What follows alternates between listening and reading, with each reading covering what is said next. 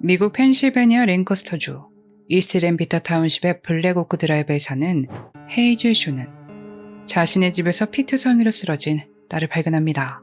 쓰러진 딸 로리 쇼는 엄마에게 범인의 이름을 말하고 숨을 거뒀습니다. 안녕하세요. 그날의 미스터리 오키노TV입니다. 오늘 사건은 질투에 사로잡힌 10대가 저지른 끔찍한 살인사건입니다. 피해자 로리는 정말 착한 소녀였습니다. 친절하고 남을 돕고 가족들을 사랑했으며 친구들의 공부도 도와주었죠. 조용조용한 성격이었지만 친구들도 많았고 그만큼 그녀를 찾는 사람들도 많았지만 로리는 혼자만의 시간을 즐기는 사람이었다고 합니다. 이런 로리에게 문제가 생기기 시작합니다. 사건이 일어나기 전 몇 달 동안 스토킹을 당하고 있었습니다. 같은 학교에 다녔던 리사 미셸 램버트로부터요. 너무나 하찮은 이유로 시작된 집착이었습니다. 금발로 염색한 머리, 렌즈를 껴 갈색 눈동자에서 파란색으로 만든 눈동자, 짙은 화장에 거친 말투. 뭔가 폭력적인 문제가 일어났을 땐 그곳에 리사가 있었습니다. 기사에 따르면 리사에게 반발하는 사람은 없고 누구도 자신의 의견을 말하지 못했다고 합니다. 그건 그녀가 그곳의 리더였기 때문이라는데 아무튼 이런 관계로서 자신이 강하다, 누구도 나에게 까불지 못한다 이런 기분을 느끼곤 했습니다. 이 보통이 아닌 성격인 아이에게 부모님 말이 통할까요? 리사는 15세 집에서 돈을 훔친 게 걸려 집을 나가네 마네 하다가 1991년에 남자친구 로렌스 윤킨과 트레일러에서 동거를 시작합니다. 고등학교는 중퇴했죠. 로리와 리사는 처음에는 친구였다고 하는데 뭐가 그렇게 마음에 안 들었는지 로리를 만나고 얼마 지나지 않아 리사는 로리를 괴롭히기 시작했습니다. 외모가 어떻고 저떻고 아이들 앞에서 조롱하며 유치하게 놀렸습니다. 1991년 잠깐 이별을 합니다. 한 8일 정도였다는데 이 잠깐의 시간 윤킨이 로리와 어울려 지냅니다. 많은 사람들이 두 사람을 보고 쟤들 사귄다 라고 생각했지만 로리 엄마 헤이즐이 사실을 확인해 보니 두 사람이 사귀는 사이는 아니었답니다. 아마도 약간의 썸 정도이지 않았나 싶습니다. 1991년 7월 4일 이날 로리와 윤킨은 불꽃놀이를 보러 가게 됐는데 윤킨이 로리에게 강을 저지릅니다. 로리는 이 사실을 누구에게도 말하지 않기로 합니다. 왜? 리사가 더 괴롭힐 거라고 판단했으니까요. 아직 나이가 16밖에 안 되지 않았습니까? 아마도 그래서 이런 생각을 했던 것일 겁니다. 윤키는 정말 쓰레기입니다. 그런 몹쓸 짓을 저지르곤 연휴 직후 리사와 다시 만나기 시작했죠. 리사는 얼마 지나지 않아 임신 사실을 알게 됐고 윤킨에게도 알립니다. 윤킨한테 들은 건지 소문을 들은 건지 리사가 두 사람의 사이를 알고 굉장히 분노했다고 합니다. 이전에는 약간의 괴롭힘 정도였다면 이때부터 집착이 시작된 것이죠. 처음엔 로리의 집에 전화를 걸어 괴롭히며 나 윤킨의 아이를 가졌어 라고 말했습니다. 그러며 로리에게 네가 내 인생을 망쳤다고 비난했죠. 로리가 전화를 안 받기라도 하면 그녀가 받을 때까지 전화를 했습니다. 너무 지속적인 전화에 결국 전화번호를 바꾸기까지 합니다. 어느 날은 로리가 아르바이트를 하고 있는 타운십몰에 엄마 헤이즐이 로리를 데리러 갔습니다. 타운십몰 앞에 주차된 차량에 리사와 윤킨이 있었습니다. 로리는 퇴근을 하고 몰에서 나오는데 뒤편에서 어떤 여성이 로리를 쫓아가 벽에 밀어붙였습니다. 그건 리사였죠. 로리는 서둘러 쇼핑몰을 빠져나와 엄마를 만났고 엄마는 경찰에 신고하지만 이미 그들이 현장에서 사라졌기에 아무것도 할 수 없다는 말을 받습니다. 이날이 지나가고 얼마 지나지 않아 로리가 아르바이트를 하는 중에 리사가 다시 가게 밖에서 자신을 기다리고 있다는 것을 알게 됩니다. 로리는 서둘러 엄마에게 전화했고 엄마가 경찰에 신고해 경찰이 출동했죠. 엄마도 곧 딸이 일하는 곳에 도착했는데 너무 충격적인 얘기를 전해 듣게 됩니다. 경찰과 대화를 하던 중에 윤킨이 자신에게 데이트 강을 저질렀다는 말을 하게 됐는데 엄마도 이날 처음 듣게 됐다고 하네요. 이런 일이 있음에도 리사에겐 무서운 게 없었던 모양입니다. 이 일이 일어나고 며칠 후에 랭커스터의 로컬 마켓에서 로리와 엄마 헤이즐이 시간을 보내고 있었는데 두 사람의 뒤를 윤킨과 리사가 쫓았습니다. 버젓이 엄마가 같이 있음에도 리사는 두 사람을 위협했습니다. 흥분에 분노하는 리사는 굉장히 위협적이었죠. 엄마 헤이즐은 마켓 근처에 있는 경찰을 찾아 두 사람을 막을 수 있었습니다. 리사의 스토킹은 계속됐습니다. 11월, 로리와 친구들이 이스트타운몰에 쇼핑을 하기 위해 갔습니다. 엄마 헤이즐이 로리를 태우러 갔을 때 그녀는 울고 있었습니다. 리사와 용킨이 로리에게 폭력을 휘두른 겁니다. 로리는 그냥 맞았습니다. 꾹 참았죠. 이유가 리사가 임신하지 않았습니까? 그래서 반격하지 않았답니다. 물론 리사가 내가 만약에 아이를 잃는다면 너를 가만두지 않겠다고 위협을 하기도 했었답니다. 리사와 윤키는 단순 폭행 혐의로 기소됩니다만 로리를 향한 리사의 집착은 멈추지 않고 오히려 더 커졌습니다. 그리고 스토킹의 종지부를 찍게 됩니다. 12월 19일 엄마 헤이즐은 로리의 학교에서 일하는 상담 선생님이라는 사람으로부터 전화를 받습니다. 로리에게 체육 시간에 일어난 일에 대해 내일 학교에서 직접 만나 뵙고 이야기를 나누고 싶다며 내일 20일 아침 7시 30분에 고등학교 쪽에서 만나자고 약속을 잡습니다. 알겠다고 대답하고 전화를 끊고 30분 뒤 같은 사람으로부터 다시 전화가 걸려와 이번엔 중학교에서 7시에 만나자며 시간을 변경합니다. 여기서 그럼 로리랑 같이 나가면 되는 거 아니냐 생각하실 수 있는데 엄마 헤이즐에 따르면 고등학교 쪽으로 갔다면 어차피 스쿨버스가 그 시간에 오니까 나가는 김에 딸을 태우고 함께 갔었을 것이라고 합니다. 그런데 위치가 중학교라서 같이 가지 않았던 모양입니다. 헤이즐은 로리에게 엄마 내일 학교에서 불러서 학교에 간다 라고 전했는데 로리는 무슨 일인지 전혀 모르겠다고 말했습니다. 체육 시간이 없었거든요. 아무튼 12월 20일 아침이 됐습니다. 헤이즐이 6시 45분쯤 먼저 집을 나섭니다. 헤이즐이 집에서 출발할 때 로리도 학교에 가기 위해 머리를 하고 있던 중이었습니다. 한편 학교로 간 헤이즐은 만나기로 한 장소에서 선생님을 기다렸지만 나타나지 않았고 혹시 올지도 모르니 메모를 남깁니다. 7시 7분 선생님 로리의 엄마 헤이즐입니다. 왔다가 갑니다. 혹시 다시 연락 주신다면 돌아오겠습니다. 라고 메모를 남기고 서둘러 집으로 돌아갔습니다. 그냥 기분이 굉장히 불안하고 이상하셨다고 합니다. 헤이즐의 집 주변에 그녀의 이웃이 나와 있었습니다. 이웃은 헤이즐을 보고 아무 일도 없냐고 괜찮은 거냐고 위층에서 소란이 있었다고 말하는 겁니다. 엄마는 서둘러 계단을 올라 집으로 뛰어 들어갔고 로리를 부르며 찾아다녔습니다. 로리는 침실 바닥에 피투성이 상태로 쓰러져 있었습니다. 전화선으로 다리가, 밧줄은 목에 묶여 있었습니다. 그리고 피 묻은 빵칼이 로리의 옆에 놓여 있었습니다. 헤이즐은 절규하며 도와달라 소리치며 현관으로 달려가 911에 신고해달라고 말했습니다. 헤이즐의 뒤를 따라온 이웃이 911에 신고하려 했지만 로리의 발에 전화선이 묶여서였는지 전화는 작동하지 않았습니다.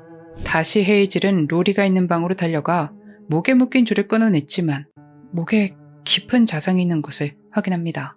엄마가 줄을 끊어내자 로리는 미셸이 그랬어. 사랑해. 마지막까지 사랑한다고 말하다 숨이 멎었습니다. 엄마 역시 아마 이게 마지막이라는 것을 직감하셨던 것 같습니다. 엄마가 너를 너무 사랑하고 아빠도 너를 너무 사랑해. 신이 널 보살펴 줄 거야. 라고 아이에게 속삭였습니다. 안타깝게도 아빠는 다른 지역에서 살고 계셔서 이 일에 대해 늦게 전달받았습니다. 구급대원들이 헤이즐의 집에 도착했지만 엄마의 직감대로 딸을 구할 수 없었습니다. 경찰은 바로 리사에 대해 영장을 발부받았지만 그녀를 찾을 수 없었습니다. 로리의 친구들과 학교 등을 돌며 사람들에게 인터뷰를 진행했죠. 한 친구에 따르면 리사 미셸 램버트가 로리를 혼내주겠다고 벼르고 있었으며 그 혼내주는 일에 사람들을 모집하기도 했답니다. 또 다른 친구는 리사가 로리를 납치해 도시로 데려가려 했다는 음모를 꾸미기도 했었다며 기억했습니다. 사건이 있고 36시간이 지나고 리사 미셸 램버트, 로렌스 윤킨, 타비타 벅은 스트라스버그의 가든 스팟 볼링장에서 체포됩니다. 그런데 타비타의 볼에 긁힌 상처가 있는 겁니다. 그래서 여기 왜 그러냐, 왜 상처 입었냐고 물으니 당사자인 타비타가 아닌 리사가 학교 가기 전에 맥도날드에 갔는데 거기서 히스패닉계의 어떤 여자애들이랑 싸움이 있었어요. 라고 대답을 했고 타비타는 아무 말도 하지 않았습니다. 경찰은 세 사람을 분리해 신문합니다. 근데 윤킨이 굉장히 입이 가벼운 타입인지 아니면 불안해서였는지 모르겠는데 빠르게 입을 열었습니다. 20일 아침 6시 50분 리사와 타비타를 로리쇼의 집 근처에 내려줬다고 인정했습니다. 그는 그냥 이전처럼 두 사람이 로리의 머리카락을 좀 자르는 정도일 거라고 생각했답니다. 그렇게 두 사람을 내려준 뒤 자신은 아침을 먹기 위해 맥도날드에 갔다고 했죠. 그 후 두 사람을 만났는데 리사의 손에 피가 묻어 있는 것을 보았고 두 사람에게서 이상한 냄새가 났다고 합니다. 그들은 트레일러로 이동해 샤워를 한 뒤 타비타를 학교에 보냈습니다. 그 뒤엔 자신과 리사는 리사가 입었던 옷을 빨래하고 타비타가 아침에 입었던 옷을 쓰레기 봉투에 담아 K마트 뒤에 있는 쓰레기통에 버렸다고 털어놨죠. 이렇게 자신은 아무것도 몰랐던 것처럼 굴던 윤키는 사건이 일어나기 하루 전날 리사와 함께 K마트로 가 로프와 스키마스크 장갑을 구매했다는 사실이 밝혀집니다. 체포 다음날 세 사람은 모두 성인으로 기소되었고 이들이 체포된 사실은 사람들에게 알려졌습니다. 그들을 아는 사람들은 그 사실에 그닥 놀라우지 않았죠. 사건 당일 밝혀진 바에 따르면 리사는 자기가 문을 열어달라고 하면 로리가 당연히 열지 않을 테니 타비타를 시켜 집 문을 열게 합니다. 문이 열리자 그대로 두 사람이 밀고 집 안으로 들어갔습니다. 도망치려는 로리를 타비타가 붙잡고 리사에게 칼을 건네주었으며 리사가 칼을 휘두르는 동안 타비타는 로리의 다리를 붙잡아 움직이지 못하게 합니다. 리사와 타비타는 형사살인과 형사공모 혐의로 기소되어 보석금 없이 교도소에 수감됩니다. 윤키는 리사와 타비타를 현장에 태워간 죄로 기소되어 100만 달러의 보석금이 걸리고 감옥에 갇힙니다. 1992년 리사는 재판을 기다리는 동안 아기를 낳았고 그녀의 부모님이 맡아 키우게 됩니다. 리사 측 변호인은 타비타와 윤킨이 살인을 저질렀고 리사는 지켜보기만 했다고 주장했지만 타비타의 변호인은 부인했습니다. 리사는 초범에 아기도 있다는 이유로 사형에서 감형되어 종신형을 선고받았습니다. 그런데 1997년에 리사가 직접 연방지방법원에 인신보호법을 신청합니다. 나무위키에 따르면 신체의 자유를 보장하는 영미법 제도이며 국민이 이유 없이 구금되었을 때 법원에 인신보호영장을 신청해 법원의 판단을 받아 풀려날 수 있는 법이라고 합니다. 펜실베이니아 동부 연방지방법원의 스튜어트 달젤 판사는 재심을 명령합니다. 이때 그녀는 재심을 기다리며 잠깐 동안 석방되었죠. 항소장에는 윤키는 폭력적인 사람이고 그가 로리에게 강을 저지른 혐의로 감옥에 갈까봐 로리를 괴롭혔다고 주장합니다. 살인은 타비타가 했고 자신은 도망치려고 했지만 윤킨이 막았으며 검찰과 수사관들이 부정행위를 저질렀다고 적혀있었습니다. 증거를 조작하고 그랬다는 내용들이었죠. 윤킨과 타비타가 있음에도 오로지 그녀의 말만 듣고 놀랍게도 1997년 4월 15일 리사가 무죄라고 선언되며 유죄 판결이 법적으로 무효화됩니다. 스튜어트 달젤 판사는 총 90페이지에 달하는 명령서를 45분에 걸쳐 읽었습니다. 위증 증언, 조작된 증거, 은폐된 증거 및 기타 부정행위 사례로 인해 잘못 유죄 판결을 받았다라고 합니다. 그리고 리사를 석방하라고 명령했죠.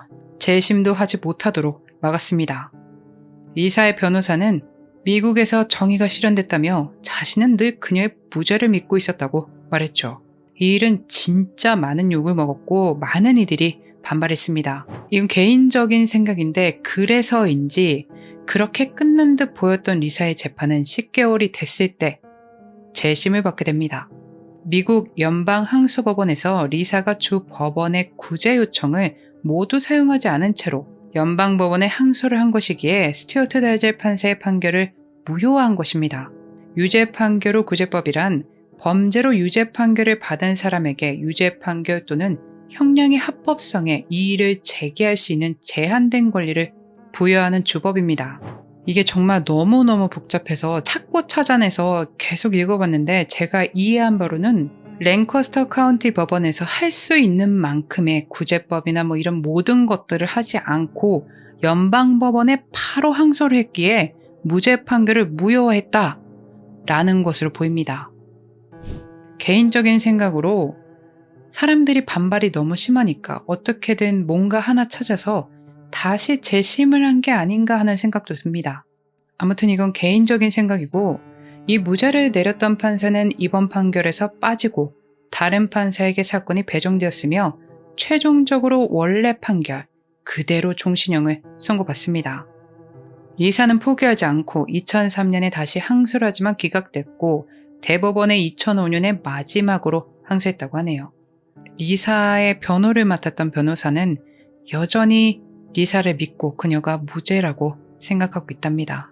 타비타 같은 경우 초반에 변호인이 타비타가 범행 당시 17세였으니 미성년으로 재판을 해달라 청원서를 제출했었습니다. 이게 받아들여지면 사형은 불가하고 형을 받아도 4년 만에 풀려날 수 있는 거였죠. 하지만 검찰이 사형을 구하지 않는다는 협상으로 이 요청은 철회합니다. 타비타는 15분 정도 증언을 했고 판사가 로리와 그녀의 가족, 이 재판을 어떻게 생각하냐 하고 질문하자 상상할 수 없다 라고 대답했지만 자신이 저지른 범죄에 대해선 아무 말도 하지 않았습니다. 유죄 판결을 받고 종신형을 선고받았지만 미국 대법원이 청소년에 대한 가석방 없는 종신형을 금지하는 판결을 내린 후 28년 정도를 복역하고 2019년 12월에 가석방되어 풀려납니다. 윤키는 검찰의 협조에 리사와 타비타에 대해 증언했고 그 대가로 1년을 선고받습니다. 그런데 나중에 윤킨이 위증죄를 저질렀다는 게 밝혀지면서 협상이 철회됩니다. 그렇게 그는 상급 살인 혐의에 대해 유죄를 인정, 10년에서 20년형을 선고받고 12년간의 수감 생활을 한 뒤 가석방되어 2004년에 석방됐습니다. 로리의 부모님들은 최대한 딸과의 추억에 대해 많은 이야기를 나눈다고 합니다. 그것이 딸을 잃은 슬픔과 아픔을 극복하는 방법이라고 생각하신다고 말씀하셨죠. 엄마 헤이즐은 그 집에서 그대로 살고 계신다고 합니다. 딸과 행복했던 추억이 있는 곳이라며 떠나는 것을 생각하지 않을 것이라고 하셨죠. 가끔 TV와 진공청소기가 저절로 켜지거나 이런 불빛, 전등이 깜빡일 때마다 딸이 그곳에 있다고 느끼신다고 하네요. 딸이 근처에 있다고 생각하면 편해져요. 딸이 천국에 있다는 걸 알지만 가끔 딸이 엄마 난 아직 여기에 있어. 엄마를 돌보고 있어. 말하는 것만 같아요. 라고 말씀하셨죠. 어머니는 스토킹 방지법을 위해 앞장섰고 1년 동안 의원들에게 청원서를 제출했고 스토킹 법률을 제정하기 위해 주 전체 청원운동을 조직했습니다. 그리고 법으로 제정됩니다. 아버지는 이를 은퇴하고 사랑하는 사람을 잃은 다른 사람들과 이야기를 나누고 매년 촛불 예배를 하며 딸을 기억하고 계십니다. 두 분의 딸은 여전히 16인데 살인범들은 자유를 찾고 나이도 먹어가고 있네요. 참 슬픕니다. 주동자인 리사가 여전히 감옥에 있다는 것으로 작은 위안이라도 됐으면 좋겠습니다. 그저 착하기만 했던 어린 로리의 명복을 빌며 오늘의 영상 마치겠습니다. 그날의 미스터리 오키노TV였습니다.